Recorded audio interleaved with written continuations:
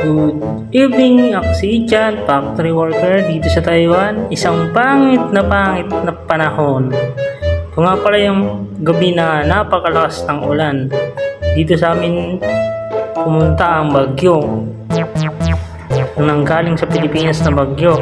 So kami nga pala ay lumabas at may gagawing kababalagan.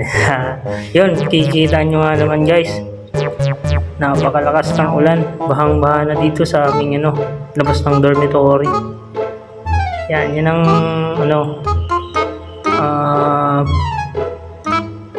ng bagyo sa amin na pinsala, mga natumbang puno din naman dito.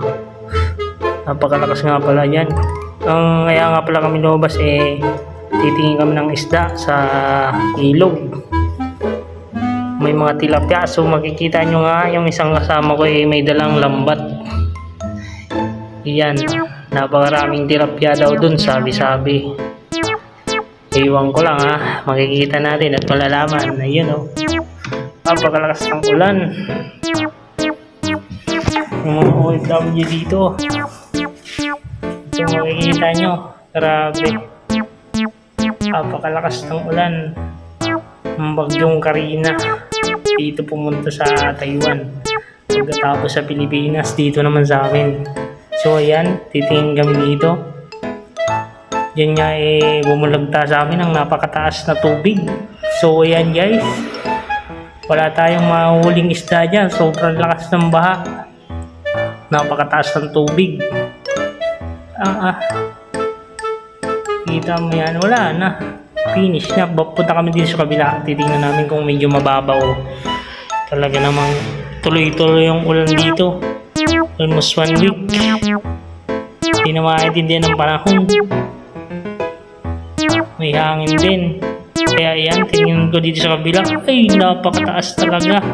Ayun yung tulay malapit nang maabot, abot na nga ayun sobrang lamig dyan, grabe. Kala ko Pinas lang yung ganito binabaha ng todo. Sobro. Kung ranas ng Maynila yung baha, ranas din namin dito yung baha.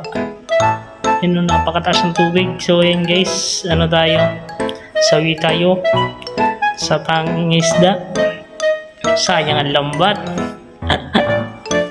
Dala pa naman kaming lambat. Napakalayo pa nga pala yan sa namin, dormitory. Pero yung labas namin, napakalakas din ng baha. Ligo nga kami dyan. Napakataas ng tubig mataas yan dyan, sobra. Lawak. Puro tubig dito sa medyo mataas. Palayan nga pala yung gilid na yun. Nasa baba ito kalsada. Ayan, pauwi na nga pala kami dyan. Hindi kami nagtagumpay sa pangingisda. Wala kaming pang-ulam. Ang hirap.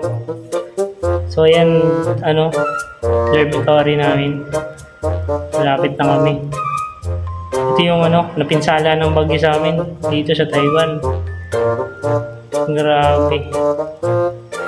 Napakalakas din ng bagyo dito. Sa ibang country naman, sa Kaohsiung, medyo mas malakas doon yung sentro ng bagyo.